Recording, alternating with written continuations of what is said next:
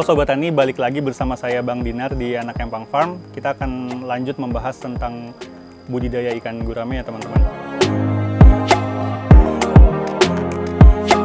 Ya sebenarnya aktivitasnya ya biasa aja sih sebenarnya ya, ngasih makan ikan, terus juga sortir. Kalau misalnya ada pengiriman ya kita packing. Terus juga di sini karena kita juga ada produk ikan frozen, kita juga membuat ikan frozen yang diselingi dengan segala aktivitas itu ya sambil ngonten gitu aja sih.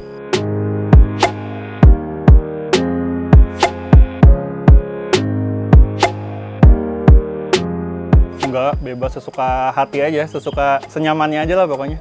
Makanya di sini disebut anak empang karena ya udah kayak anak empang aja. Di empang tuh mau ngobak, mau ngasih makan ikan, mau lagi lapar mancing, tinggal digoreng gitu aja, sesuka hati kita aja. Tapi tetap tanggung jawab ya kita sebagai kepala rumah tangga ya tetap nyari nafkah juga dengan cara yang yang kita nikmati lah gitu, jualan ikan dan lain sebagainya. Kalau per bulan di atas 10-an sih Bang, omsetnya masih karena ini adalah masih baru gitu ya. Tapi kalau waktu di ikan konsumsi itu bisa tembus ratusan sih, karena memang perputarannya itu kenceng kan.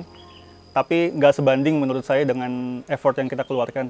Jadi makanya sekarang saya lebih ke yang agak sedikit menurun, tapi kita menikmati setiap prosesnya gitu.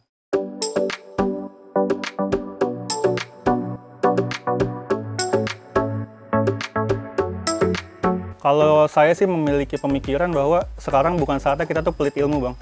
Jadi makin kita memberi, itu kita bakal dapat lebih banyak menurut saya sih kayak gitu. Jadi kalau misalnya kita memberikan ilmu kita kepada orang lain ya berarti kan teman-teman kita bakal lebih banyak gitu kan. Dan rezeki juga pasti bakal ngikutin sih. Jadi kalau pelit malah buat apaan gitu ilmu kita pakai sendiri gitu kan.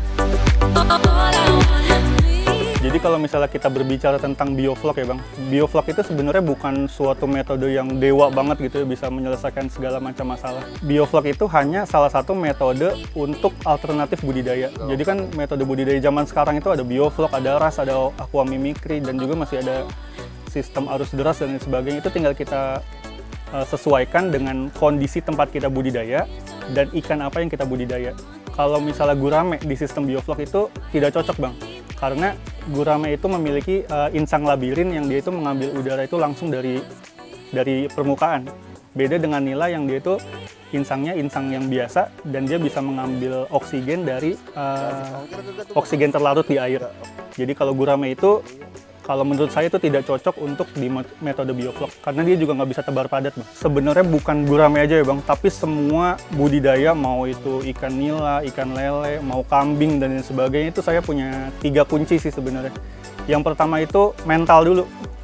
Jadi mau budidaya itu mentalnya itu dibangun dulu bahwa ini bukan bisnis biasa gitu. Ini adalah kita berhubungan dengan makhluk hidup yang ada yang punya loh di atas, ada penciptanya gitu. Jadi ketika nanti ada shit happens atau ada yang kita tidak kita harapkan terjadi, itu kita harus ikhlas gitu.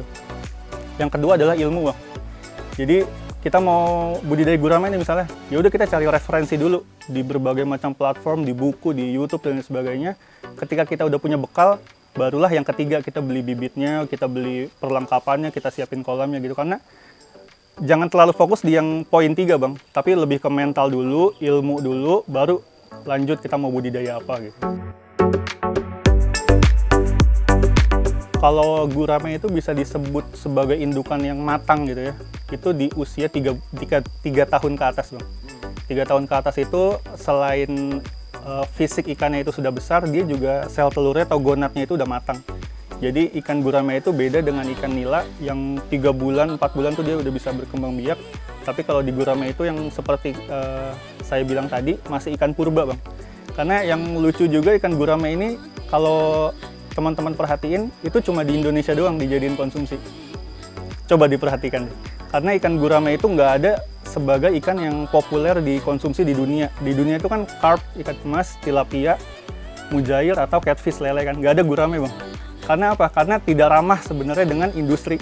Panennya lama dan juga masih tidak kuat terhadap penyakit. Pokoknya masih ikan purba banget gitu. Makanya untuk indukannya pun belum ada rekayasa genetik sama sekali. Jadi kita ya mau nggak mau ngikutin mereka aja. Mereka siapnya 3 tahun ya kita ikutin gitu. 3 tahun nggak bisa dipercepat ataupun pokoknya belum ada campur tangan manusia kalau di gurame itu.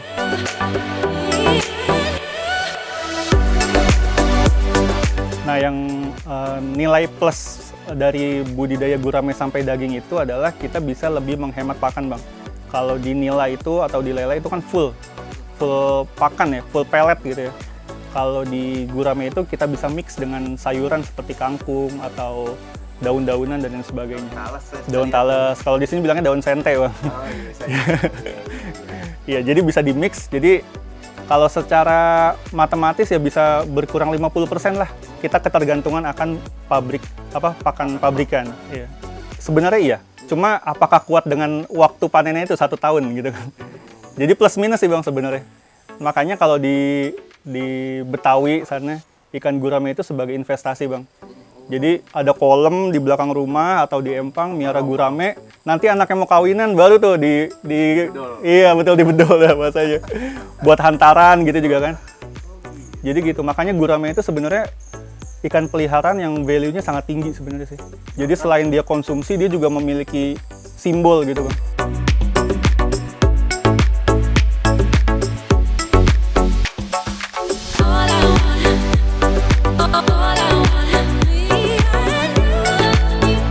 Kalau bau tanah itu sebenarnya dari segala macam jenis ikan ya, Bang. Itu sebenarnya sama disebabkan oleh salah satu jenis alga yang itu disebabkan karena kualitas airnya yang buruk. Jadi bukan gurame aja, nila juga ada yang bau tanah. Lele juga ada yang bau tanah. Jadi tinggal kita tengok aja ke pembudidayanya. Metode dia tuh kayak gimana. Biasanya kalau yang bau tanah itu, dia itu airnya itu nggak bagus, Bang, kualitas airnya. Dan dia sudah terakumulasi dari dia kecil sampai dia besar di air yang jelek kayak gitu sampai akhirnya nanti panen ya baunya seperti kualitas airnya dia itu. Mau kita kasih limo kayak mau kita kasih bumbu apapun itu nggak bakal berubah karena memang dagingnya itu udah terakumulasi dari kualitas air yang buruk itu, Bang. Jadi ada yang membedakan antara amis dan juga bau tanah. Kalau amis pakai limo bersih, Bang, kita sikat itu bersih. Kalau bau tanah itu mau kita apain nggak bakal hilang, Bang.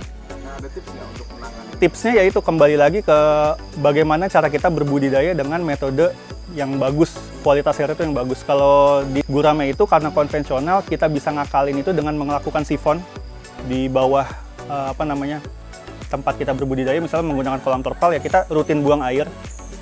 Atau juga bisa dengan pemberian probiotik supaya amoniak di dalam air itu tidak terakumulasi.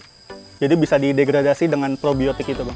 Jadi gimana caranya supaya kualitas air yang baik itu akan menghasilkan daging yang baik aja. Jadi kita fokus ke kualitas air aja, Bang. Itu kualitas air yang baik itu akan menghasilkan kualitas ikan yang baik juga. Walaupun dipelihara di empang nggak bau lumpur. Karena memang di sini airnya selalu berganti.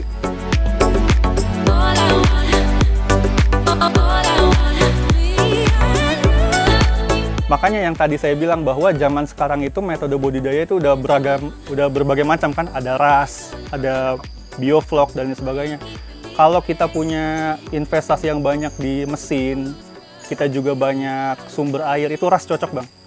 Karena selain airnya bening, itu juga kualitas air yang nggak usah ditanya, bersih gitu ya. Nah kalau kita mau budidaya dengan kualitas air yang bagus, tapi sumber dari air kita itu nggak banyak, itu cocok bioflok. Karena airnya itu nggak ganti, Bang. Dari awal kita budidaya sampai panen tuh nggak ganti. Jadi kita gimana caranya mendegradasi amoniaknya itu dengan penambahan probiotik. Kalau di bioflok itu ya CN ratio lah, udah pasti tahu lah anak-anak bioflok. Oke, kalau misalnya teman-teman sahabat tani ini mau main lah gitu ya ke Anak Empang Farm, bisa langsung cek aja di Maps Anak Empang Farm di Google. Atau di media sosial saya ada di Instagram, ada di TikTok, di YouTube juga, semuanya sama Anak Empang juga.